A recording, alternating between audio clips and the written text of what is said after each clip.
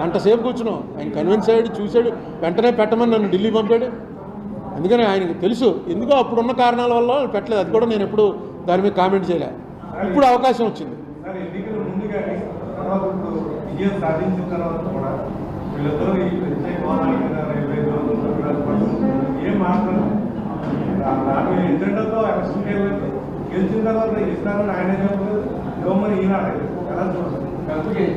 అడుగుతారు అంటే ఇప్పుడు ఇంకా టూ ఎర్లీ. మనం చెప్పానుగా మొన్న ఎలక్షన్లో అసలు ఇవేవి ఇష్యూలు కాదు. మొన్న ఎలక్షన్లో ఒకటే ఇష్యూ, జగన్ ఉండాలా పోవాలా, అదే ఇష్యూ. జగన్ పోవాలన్న వాళ్ళందరూ ఒకవైపు ఉన్నారు, జగన్ ఉండాలన్న వాళ్ళందరూ ఒకవైపు ఉన్నారు. అది వాళ్ళు కూడా దగ్గర 40%కి వచ్చేసారు. సరిగ్గా చంద్రబాబు నాయుడు గారికి 2019లో వచ్చిన ఓట్లకి ఇప్పుడు జగన్కి వచ్చిన ఓట్లకి 0.2 0.3% తేడా, అంతే. 39.2 ఆయనకి వస్తే అంతకన్నా ఎక్కువ వచ్చాయి, జగన్కే ఎక్కువ వచ్చాయి 0.6.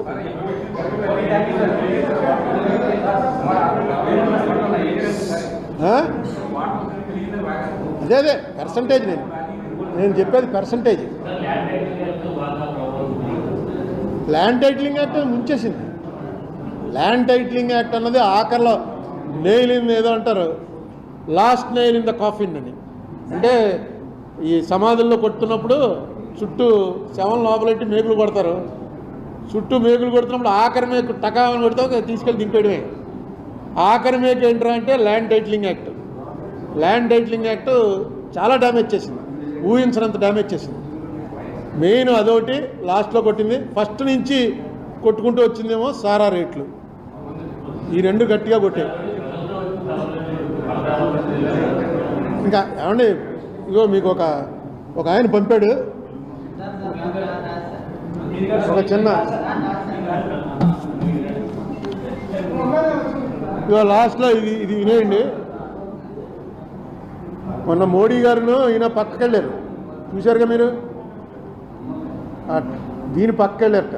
దేని పక్కకి, మన స్టేజ్ మీద పదవి స్వీకారం టైంలో మోడీ గారిని చంద్రబాబు నాయుడు గారు పక్కకి వెళ్ళారట. పక్కకి వెళ్ళి ఇగో ఒక ఆయన పంపాడు. చంద్రబాబు మోడీని రహస్యంగా ఒక ప్రశ్న అడిగాడు. అయ్యా, మహాబలుడైన జగను ఎట్లు ఓడును? దానికి సమాధానంగా మోడీ చెప్పెను, అంటే భారతంలోదనమాట. నా చేతను నీ చేతను తిట్లు తిన్న పవనుని చేతను, ఆస్తి అడిగిన చెల్లి చేత తల్లి చేత, సచివుడగు సజ్జల చేత, అరయంగు జగను దోడే 6 చేతను. ఈ 6 కలిపి జగన్ని ఫినిష్ చేశారు. అండ్ అందులో ఎవరెవరు? నేను అంటే మోడీ, చంద్రబాబు, పవను, షర్మిల, విజయలక్ష్మి గారు, సచివుడగు సజ్జల పక్కన ఆయనగా అన్ని మాట్లాడాడు. వీళ్ళు 6 కలిసాను. ఇదేదో బాగుందని పెట్టుకున్నాను. బాగుంది కదా. కర్ణుడు చచ్చిపోయినప్పుడు శ్లోకానికి కొంచెం మార్పులు చేశాడు అన్నమాట.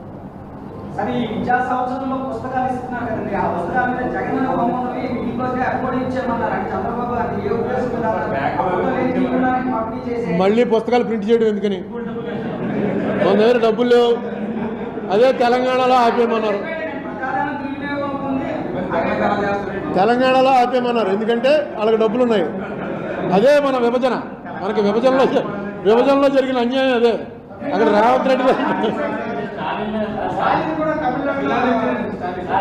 మంచి నిర్ణయం. ఈ పుస్తకాలు పేర్లు ఎన్టీఆర్ పేరు తీసి వైఎస్ఆర్ పేరెట్టి, వైఎస్ఆర్ పేరు తీసి ఎన్టీఆర్ పేరెట్టి, వీటి వల్ల ఏమి ఒక్క ఓటు రాదు. ఆ పెయింటింగు అది చేసేటువంటి డబ్బులు కూడా వేస్ట్.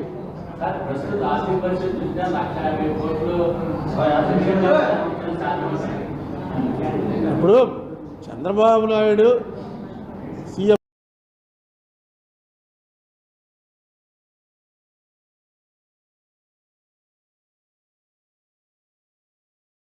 అయ్యాడు.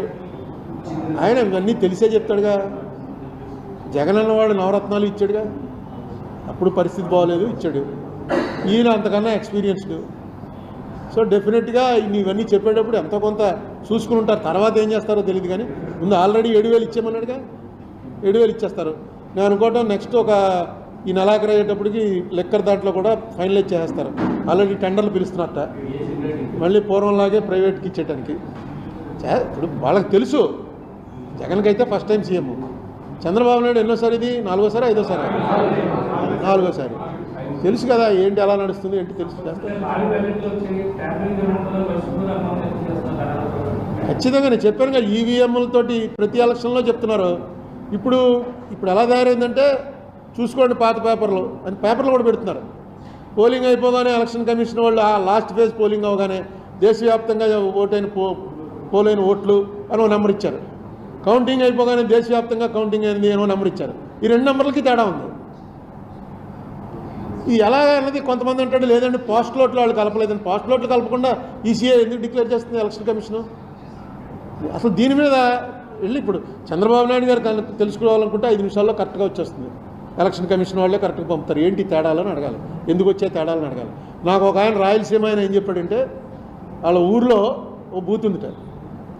ఆ బూత్ ఎప్పుడు రిగ్గింగే, ఈవీఎంలు వచ్చినా రిగ్గింగే. లాస్ట్ టైం ఆ ఊరిలో ఆ రిగ్గింగ్ చేసే మనిషి ఒక పార్టీలో ఉన్నాడు, ఈసారి ఈ పార్టీలోకి వచ్చాడు. అందుకని ఆ మనిషి కూడా అందరికీ తెలుసు. వీళ్ళే వెళ్ళటం అక్కడ ఏదో 5,000 నొక్కేస్తారు, ఏదో చేస్తారు, మిషన్ వర్స్ పెట్టి నొక్కేస్తారు టక్ టక్ టక్ అని.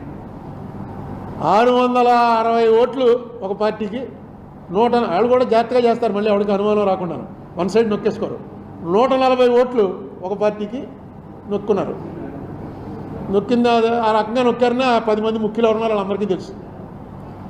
అది కౌంటింగ్ వచ్చేటప్పటికి వీళ్ళు 140 ఎవరికైతే నొక్కారో వాడికి 240 మెజార్టీ వచ్చింది. ఈ 660 పోయి 240 మెజార్టీ మొత్తం అంటే 1000 ఓట్ల 1200 ఓట్ల ఒక్కొక్క ఈవీఎంకి. అది చెప్పాడు ఏదో మోడీ ఉందండి అని ఫోన్ చేసి చెప్పాడు. మేము మా ఊర్లో ఇలాగ ఎప్పుడూ వాళ్ళు నొక్కేసుకుంటాం, ఎవడు రాడు పోలింగ్కి, ఇలా నొక్కుతుంటే ఎలా వచ్చేసింది ఏదో తేడా అవుతుంది. కానీ నువ్వు చెప్తావా వచ్చంటే మేము ఎక్కడ చెప్పండి మేమే నొక్కేసుకున్నామని.